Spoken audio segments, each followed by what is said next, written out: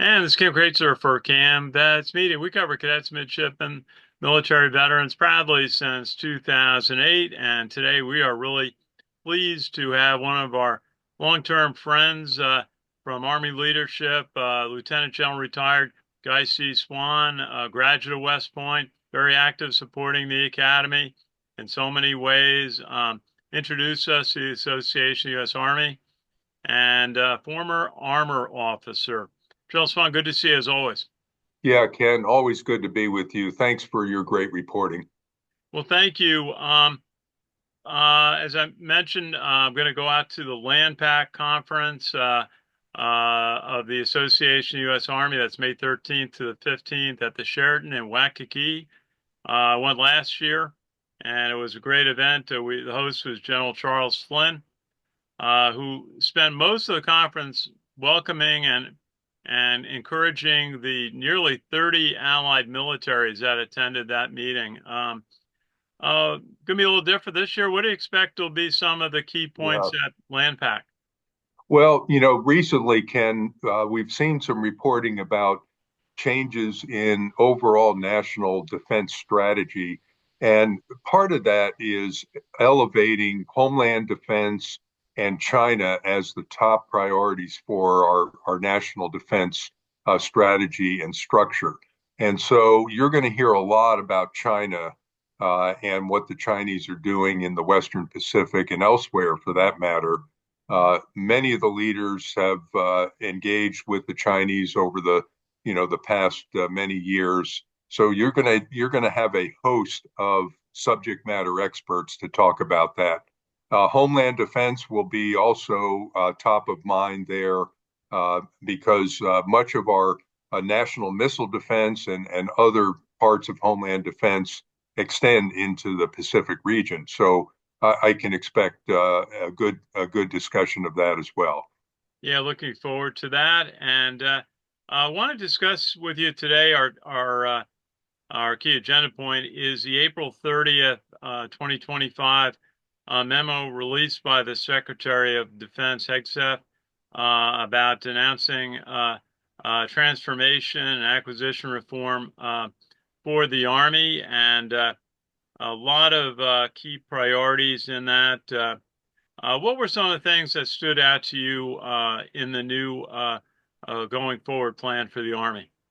Yeah, I think what we've seen over the last couple of years before the memo came out and before the administration came in, the Army under General Randy George, the current Army Chief of Staff, already had a transformation program in progress.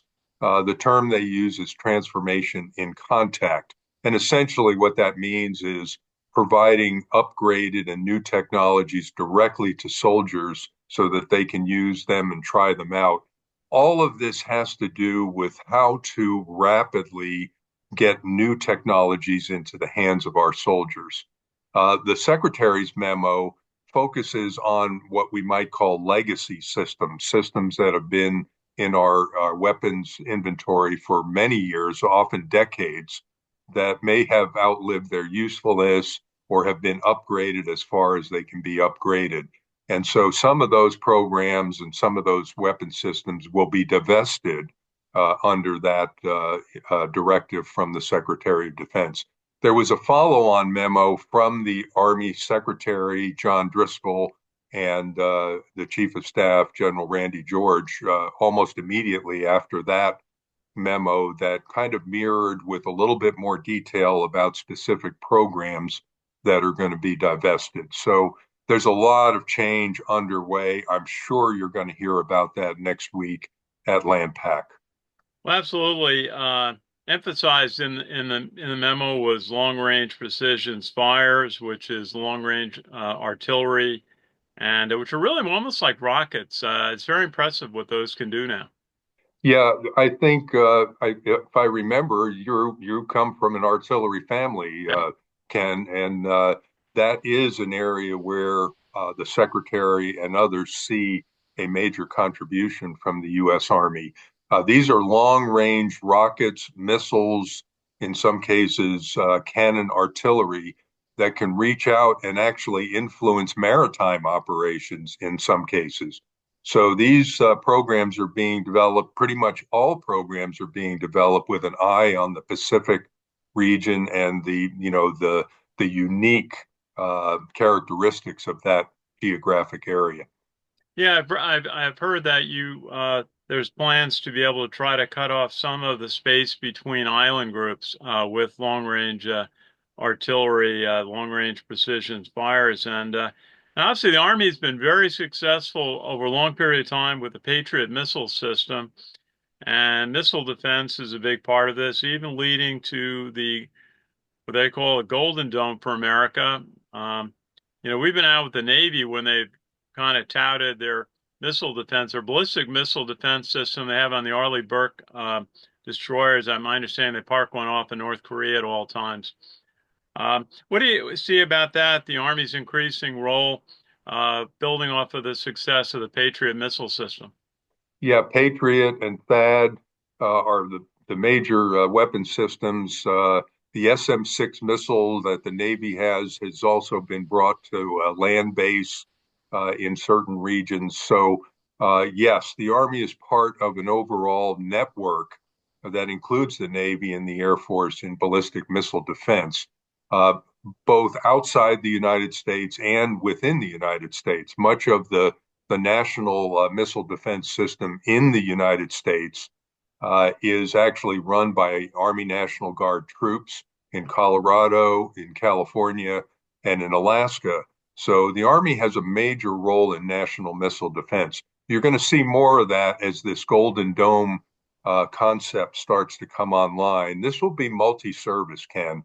No one service is going to be able to handle that huge mission that the president has put on the department.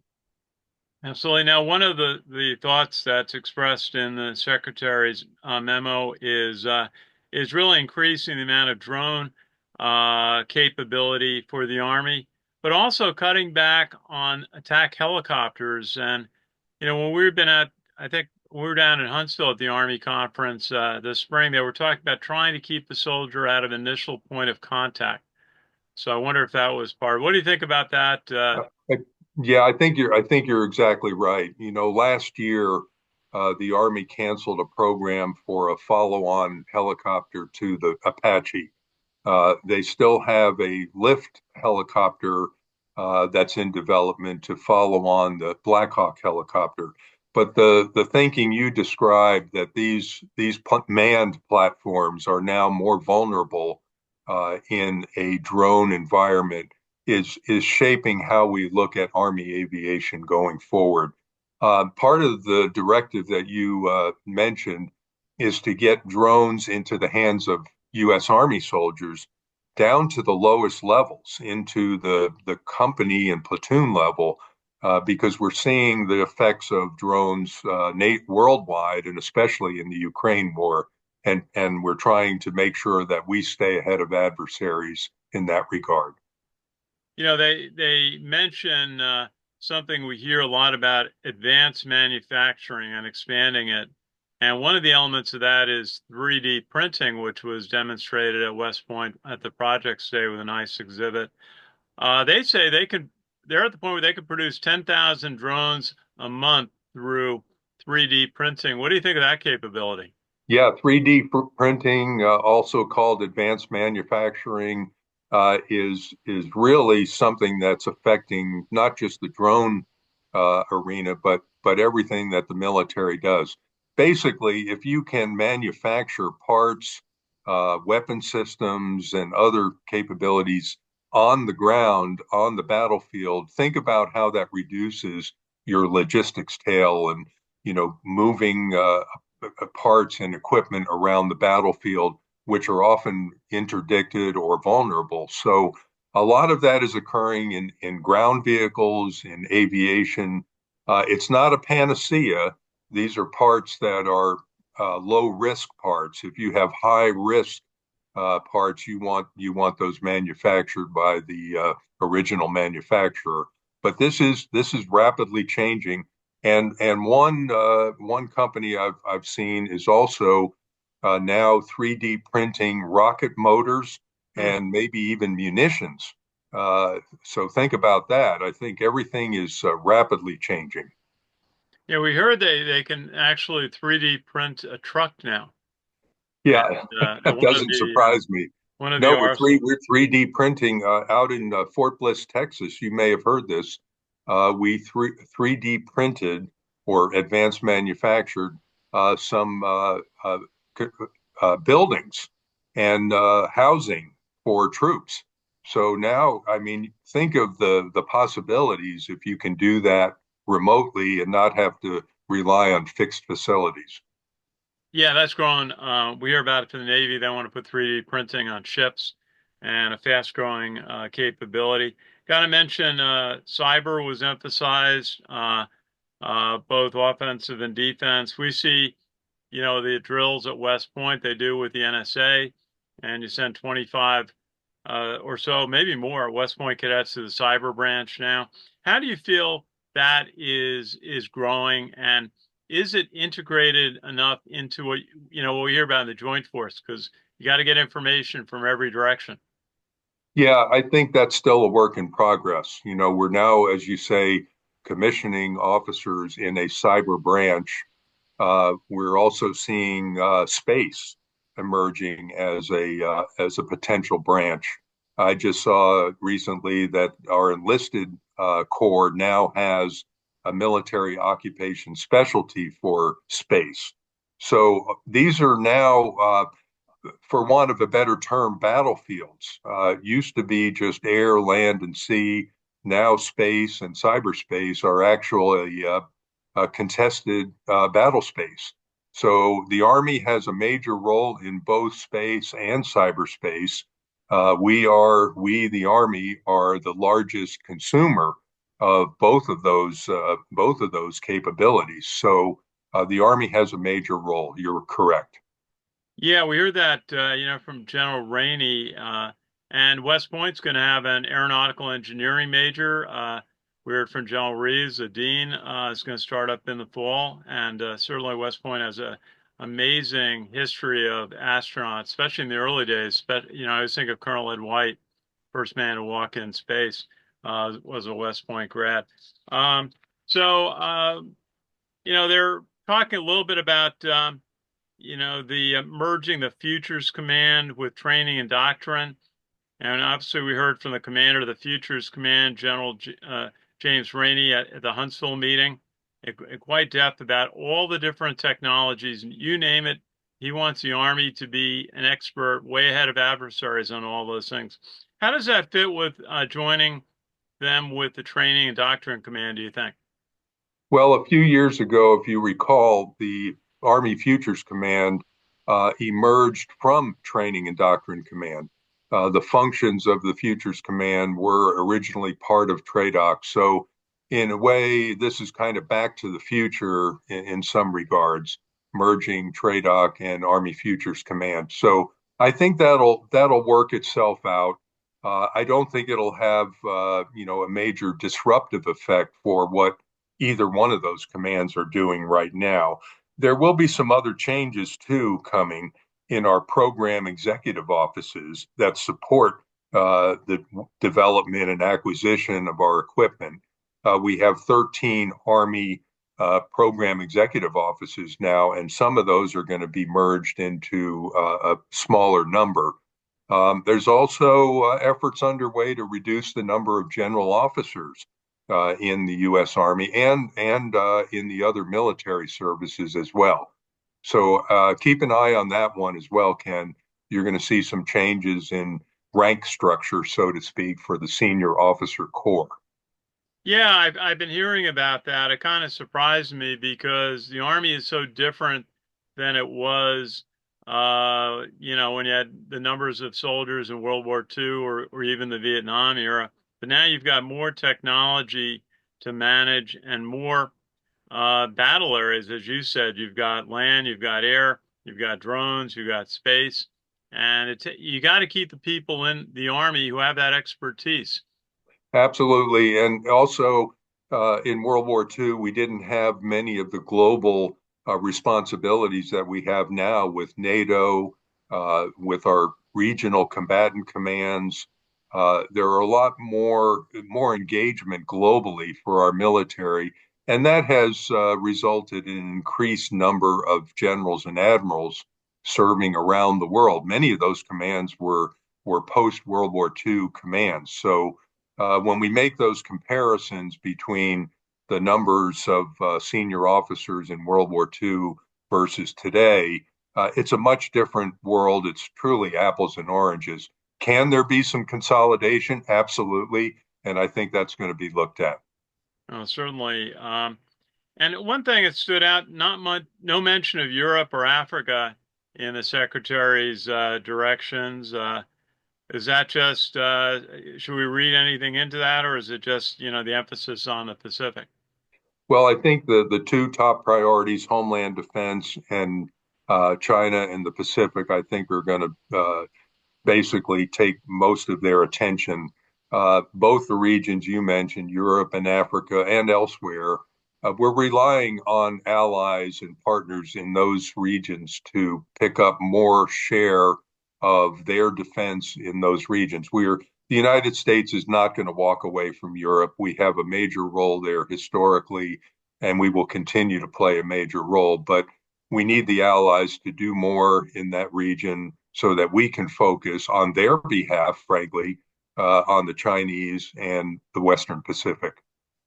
Yes, as allies are a force multiplier. They say at all these meetings, both Army and Navy.